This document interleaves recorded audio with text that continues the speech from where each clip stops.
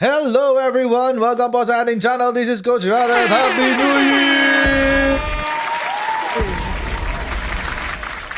Well, Happy New Year. Medyo late lang ako, no? Lex.com, nababasa naman namin yung message mo. Oo. Salamat din sa super chat. Wow naman! Wow! Wow! Ayun. Anyway, saan na ba ako? Pag-usapan natin to. Pero may gusto lang akong daanan na topic bago tayo pumunta dito sa topic ng kay Sara Duterte. Na gusto niya, kalimutan na lang. Clean slate. Kalimutan. Baliw ba to si Sara Duterte? Anong kakalimutan namin? Dahil mo kalokohan ginawa. Baliw pala to si Sara. Clean slate daw, kalimutan ang gusto. Kasi, malamang di siya sumulat nung New Year's speech niya. Kaya parang hindi niya iniintindi. Anyway. Bago natin pag-usapan yan, mga babayan, daanan lang natin to. Kasi na-curious ako dito eh. Na-curious ako sa balita na to, mga kababayan. At parang ha? Again? Etong sabi, bagong taon, bagong speaker, ha? Ano naman? Round 2? Ay, ganun. Okay, wait. Okay, panoorin natin to, guys. Umuugong na naman ang pagpapalit ng liderato sa Kamara kahit nakabreak ang mga kongresista. Magkakaroon kaya ng bagong speaker ngayong bagong taon. Live mula sa TV5 Media Center, nangunguna sa balita si News 5 House Correspondent Marian Enriquez. Marian, una sa lahat, saan ba galing ang balibalitang may kudeta na naman sa Kamara? Jiggy, kahit ngayong ilang leader ng Kamara ay hindi alam kung saan galing itong usap-usapan na magkakaroon nga ng kudeta, pero lumabas sa isang article na nagsasabing hindi masaya yung ilang kongresista sa pamumuno nga ni House Speaker Bogie D. Wait, hanapin nga natin yung article na yan. Hanapin natin na. Kay politiko to eh.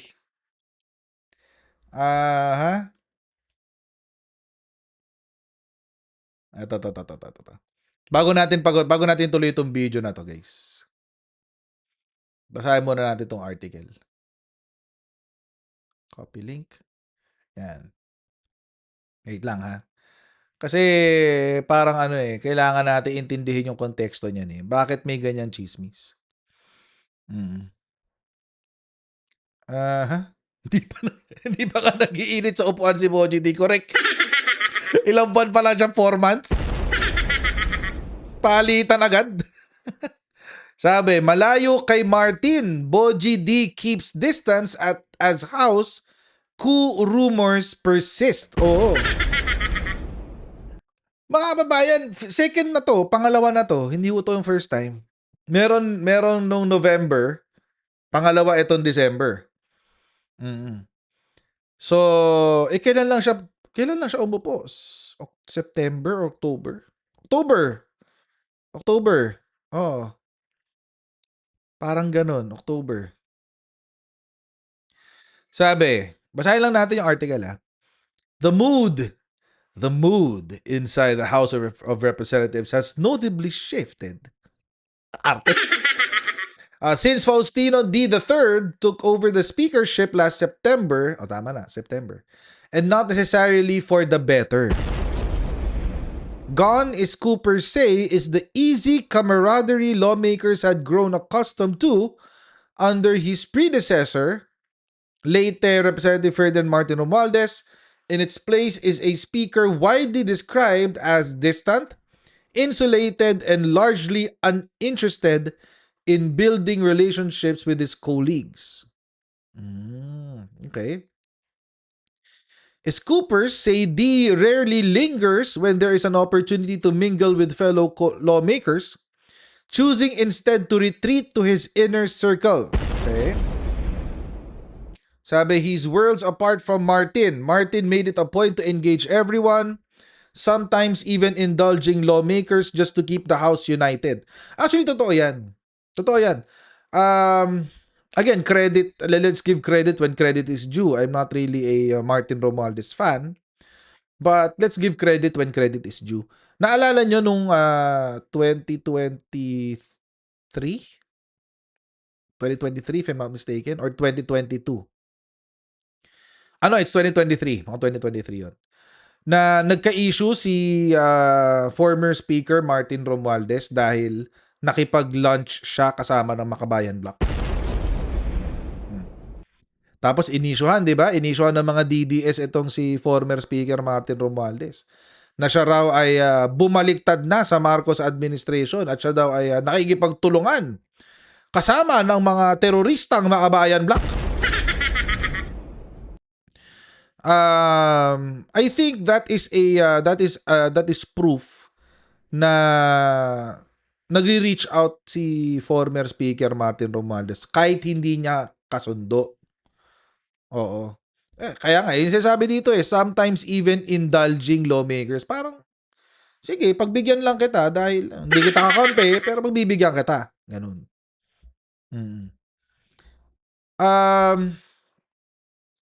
And I think, kasi dami-dami mong congressman na kailangang pagtuunan ng pansin. So, bilang House Speaker, trabaho mo yun. Mas madali ang trabaho ng senador, 24 lang sila.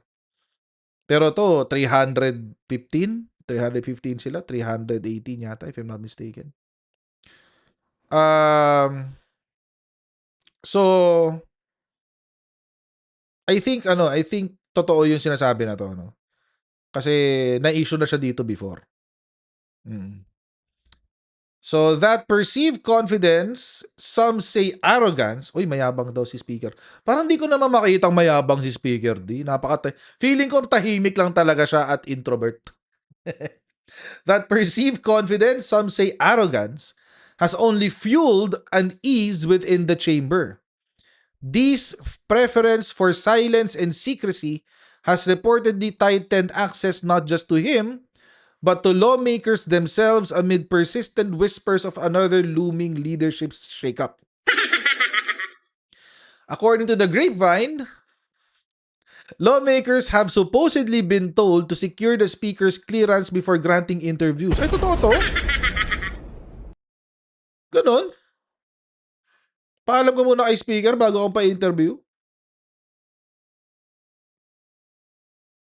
Weird. Talaga? Pero wait. Bakit pa na yung pa-interview ng mga minority lawmakers? Ewan ko lang baka, ewan ko, parang,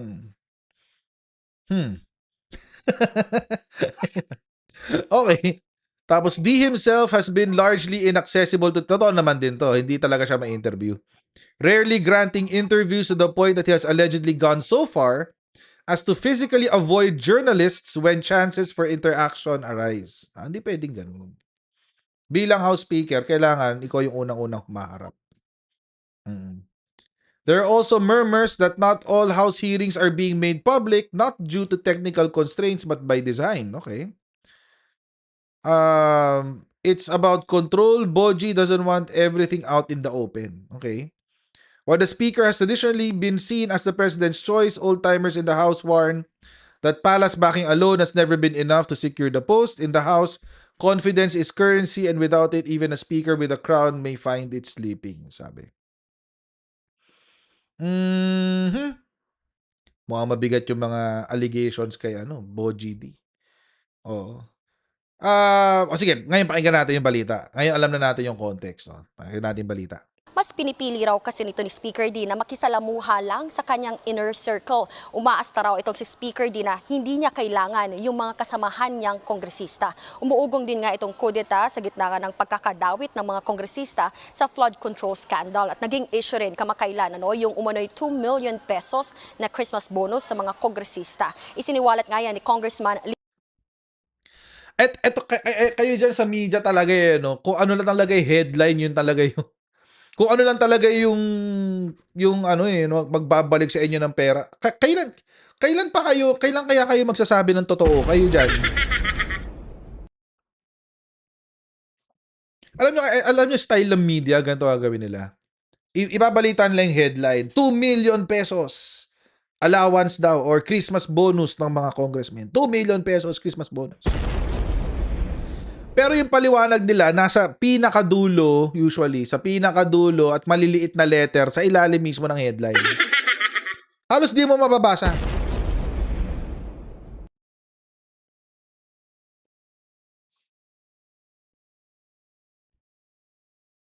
Diba? Minsan nag-iisip ako kung ano ano bang... Tapos magtataka kayo, nagagalit kayo sa aming mga vloggers dahil kinukontra namin kayo palagi. Basic yun eh. When you state facts, you state the facts. Hindi pwede yung tulad no, negative 3% si Bongbong Marcos plus 31% si Sara Duterte. What the hell? Negative 3 sa survey, ibig sabihin, mas mababa pa sa zero? Sino yung nag-survey? Tapos syempre, maniniwala yung mga hindi marunong mag-isip. Negative 3, so ibig sabihin, wala kayong sinurvey para kay Bongbong Marcos. Negative eh. Diba? Negative eh, mas mababa pa sa zero. But anyway, mga kababayan na, ito ulitin ko lang. I think I made content about this yesterday.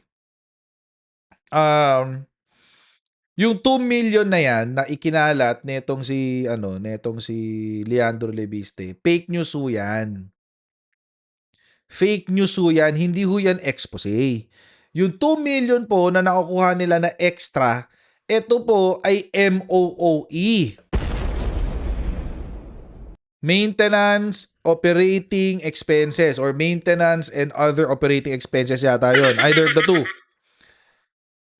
Ibig sabihin, ito ay pambayad ng kuryente, pambayad ng tubig, pampasahod sa mga tao, pambayad sa mga party-party na gagawin ng opisina, sa mga proyekto ng opisina, sa mga special events, di ba? Special projects para sa mga constituents. Yun o yung MOOE. Lahat ng congressman kumukuha niyan. Bakit hindi niya sabihin magkano MOOE ng Davao City First District?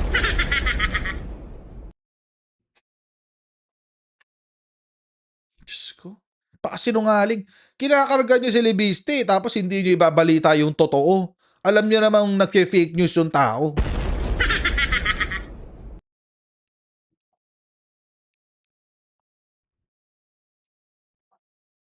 Diba?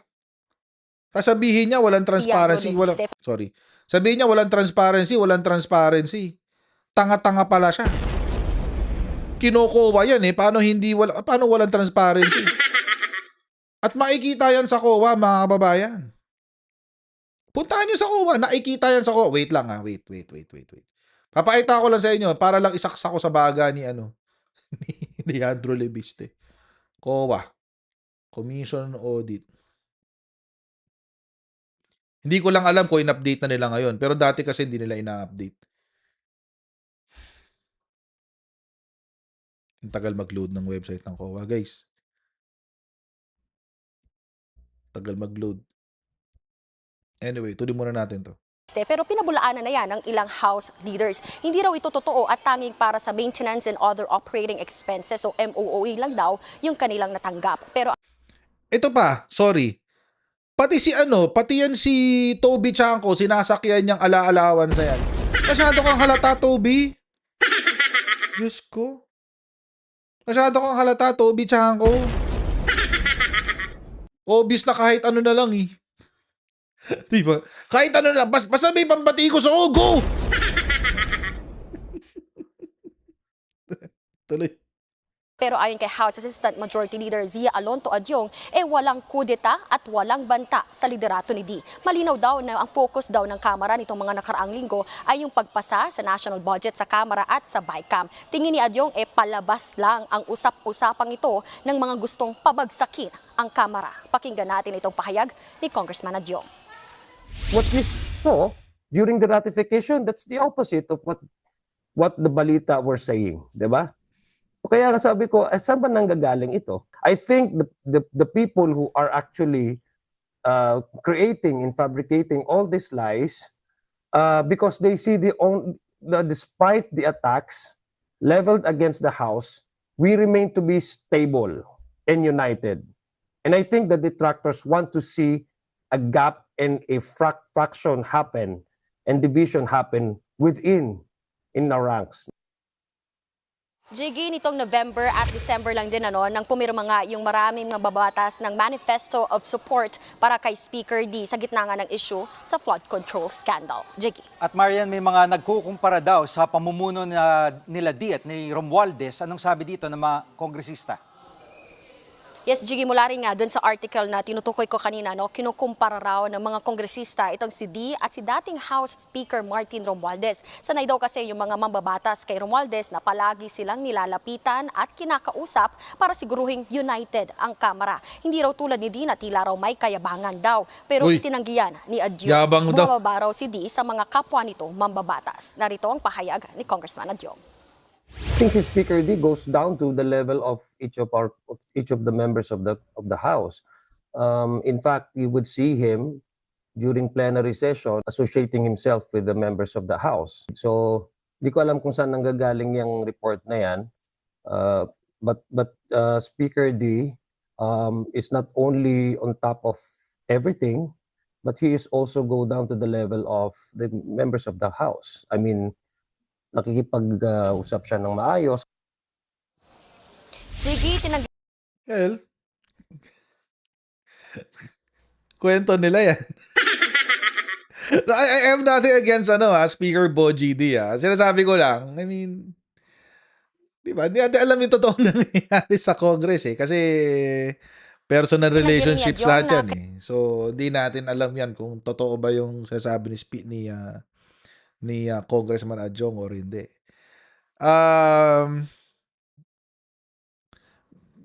But let's see. Sige, tingnan natin. kailangang humingi ng clearance sa opisina nga ni Speaker Boji D para magbigay ng panayam ang mga kongresista. At mabanggit ko na rin, Jiggy, may reaksyon yung ilang kongresista sa bumababang trust ratings ni na Pangulong Bongbong Marcos at Vice President Sara Duterte. Para kay ACT Teachers Party List Representative Antonio Tino, deserve raw yan ni na PBBM at VP Sara. Ani ni Tino, hindi na masaya ang publiko sa kampanya kontra korupsyon ng administrasyon. Tila may pinagtatakpan daw at wala pa ring nahuhuling big fish sa flood control scandal. Jiggy. At Marian, na ibalita natin noon na may mga kongresistang plano magsampa ulit ng impeachment complaint laban kay VP Sara. Anong update dito? Yes, Jiggy, sa February 5 na nga, maglalapse yung one-year bar rule ng paghahain ng impeachment complaint laban nga kay Vice President Sara Duterte. Hinihintay na lang daw ni na Congressman Tino na maglabas ng desisyon yung Korte Suprema sa motion for reconsideration nga sa pagbasura sa impeachment complaint. Pero nakahanda na raw mag-endorso ang Makabayan Block ng panibagong impeachment complaint laban sa bise simula February 6. Yan muna ang latest sa Kamara. Balik sa'yo, Jiggy. Yan pong ulat ni Marian Enriquez live mula sa TV5 Media Center. Mga kapatid, Yun. Jiggy Manikad. So, ewan ko lang Nag-tune out ako narinig ko yung pangalan Tino kasi basta pag narinig niyo yung pangalan Gabriela, ACT Teachers Party List, Kamanggagawa Party List, yan, mga ganyan. Mga walang kwentang party list yan, Kabataan Party List. Yan, mga walang kwentang mga congressman yan. Tsaka pag narinig yung pangalang Duterte, Ungab, Alvarez ng Davao Alvarez ng Davao, tsaka si Barsaga, Lepiste, ayan, yung mga ganyan. Mga walang kwentang pangalan yan, guys. Huwag nyo na pakiking ganyan mga hayop na yan. Huwag nyo nang pakikinggan yung mga mokong na yan. Basta pag sila, oo. Ayan, isa pa yan, Erice. Ayan, oo. Erice, napakawalang kwentang tao niyan. Si Erice. But anyway, at least ako, may isang beses na tuwa ako sa kay Erice. One time lang. Yung sinopla niya si Lepiste. Sabi niya, hindi ko alam, pero yung 2 million ko, kulang pa nga sa akin yun para sa distrito ko eh. Ay, hindi. Yung 2 million ko na nakukuha ko, yan ay galing yan sa, saan ba to? Galing yan sa ano, tawag dito, MO operational fund ko yan. Oo, ginagamit ko yan sa distrito ko, pambayad ng kuryente, bla bla bla bla bla bla. Yun. Ayan, Marcoleta, ayan. Huwag nyo ni papakinggan yung mukong na yan. Saka yan. Oh, nagpapalitan lang sila ng pilukan ng tatay niya. Anyway. Hayaan nyo na lang kami makinig. Kami na lang makikinig sa kanila, tapos kukwento namin sa inyo. Bahala na kami dun. Anyway. So, ayun nga mga kababayan. So, ako, personally, I have nothing against Speaker Bo GD. Wala naman ako issue sa kanya, di ba? Pero, kasi kung may usok, hindi may apoy, di ba? Ganun lang naman yun eh. Kung may usok, may apoy. At, ewan ko lang, baka minsan iniisip ko, ano ba, may comeback ba si former Speaker Martin Romualdez? Kasi, siya daw yung namimiss eh. Siya daw yung namimiss eh. Baka siya yung ibabalik. Di ba? Di natin alam. Oo, baka ganun. So, hindi natin alam. But, anyway, let's see. Malay natin. Sana ibalik, no? And ito lang yung akin. Ito lang yung gusto ko para, again, I'm not a fan of Martin Romualdez, ha? Gusto ko lang siyang ibalik para mang-asar sa mga DDS. para lang mabwisit ang mga DDS. Oo. Gusto ko siyang bumalik as House Speaker para mabwisit ang mga DDS. Promise. Yun lang naman. At saka kung well, eto seriously, mas marami kasing naipasang batas nung panahon niya. I mean, let's be honest. Mas maraming naipasang batas nung panahon niya. Wala silang backlog sa pagsusulat ng bills. Lahat ng priority bills ni PBBM nangyayari. Oo. So, yun. Let's see. Uy, nahuli na si Maduro? Totoo? Totoo ba yan? Totoo ba yan? Nahuli na si Maduro? We, ang tagal na niyang presidente ng Ay, oo nga. Nahuli na si Maduro. Oh my gosh. Oh my gosh. Pakita ko lang sa hindi naman to topic, papakita ko lang sa inyo. Ito legit na diktador, si Maduro. Gosh. Hindi pa na-approve yung GAA. Totoo nga. It's a fact. Yan, huli. Venezuela's Maduro captured after large-scale strike by US, sabi ni Donald Trump. Yun, no? Ito yung extradition. Extradition. Ito yung extraordinary rendition. ito yung extraordinary rendition na sinasabi ni Sara Duterte tsaka ni Rodrigo Duterte. Ito yun.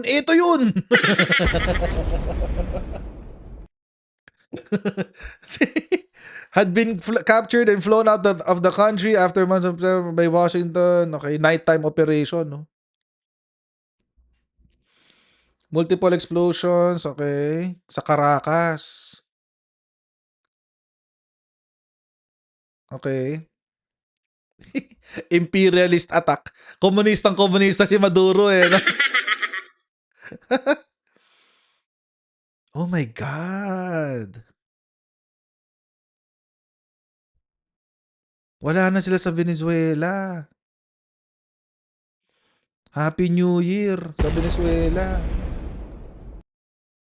Oo.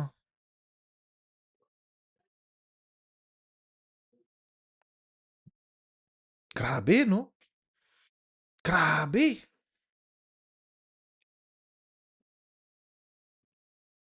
So, malamang sa malamang, mga peacekeepers muna ang hahawak ng Venezuela. Peacekeepers muna yan. Grabe, no? Ganun lang, no? Natulog lang tayo, nahuli na si Maduro. Pero kasi mga kababayan, eto, si Maduro legit na ano yan, legit na diktador yan. Maraming galit dyan. Maski mga taga Venezuela hindi happy sa kanya. Para siyang Duterte times 100. O ganun siya, Rodrigo Duterte times 100. Grabe, no? Tsaka tama yan, BFF ni Xi Jinping yan si Nicolas Maduro. Oo, siya, si Maduro ang inaasahan ni Xi Jinping para kapag nag-reunification na ang Taiwan at ang China, si Maduro ang magiging point person niya na malapit sa US. So yun. Kaya tinarget niya ni Trump eh. Grabe, no? Ilang taon na presidente si Maduro? Grabe. Lala, no? Ang bilis ng ngayon, ang bilis ng mga galaw. Nakakagulat. Nakakagulat, guys. Oo. But anyway, congratulations kay Donald Trump. Congratulations kay Donald Trump. Oo, hindi ko alam kung ano magiging immediate effect niyan sa mundo. Definitely, magagalit si Xi Jinping. Definitely. May bago na naman ako aabangan sa Netflix. Correct. May bago na naman docu sa Netflix. Ay, nako. Grabe, no?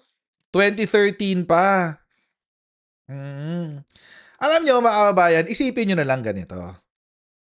2013, halos kasabay niya para si Xi Jinping naging presidente ng China. Si Maduro. Ngayon, ang China nagbabanta na by next year, itutuloy daw nila yung reunification sa Taiwan. So, imposible ba na ipadukot din ni Donald Trump si Xi Jinping sa 2027? Hindi imposible. Hindi imposible yun, guys. Hindi imposible yun. Pwedeng mangyari yun. Ito nga si Maduro na Pag nakuha si hindi mas aning si Putin eh. Mas aning si Vladimir Putin. So malamang mahihirapan silang kunin si Putin. Tsaka ang balita, may siya eh. Ang tawag doon, dead man switch, parang ganun. Ang tawag doon, yung parang dead man switch. Na kapag namatay siya, automatic lilipad yung mga nuclear warhead. So, parang may ganun yata si Putin eh. Or dead man or dead hand, something. I forget. Oo. So, yun ang chismis. Hindi ko naman alam kung totoo. Pero feeling ko, mauuna si China bago si Putin. Pag nauna si China, kusang susuko na si Putin. Kasi wala na siya kakampi. North Korea na lang. Dead man switch. But anyway, alam ko may ganun si Putin eh, may dead man or dead hand switch siya. Na kapag namatay siya, automatic lilipad yung mga nuclear warhead, parang ganun.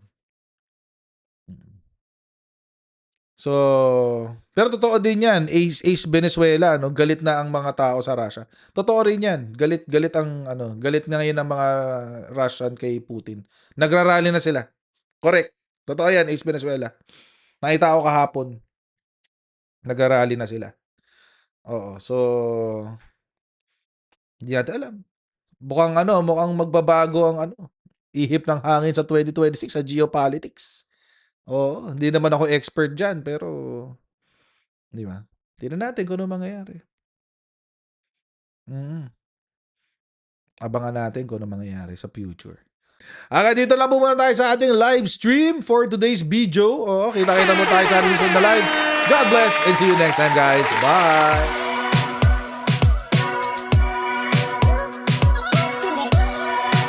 ganun. Huwag natin gawing tanga mga Pilipino. Mas maganda kasi nasa lugar ka ng tama kaysa yung pinipilit mo yung pagkakamali.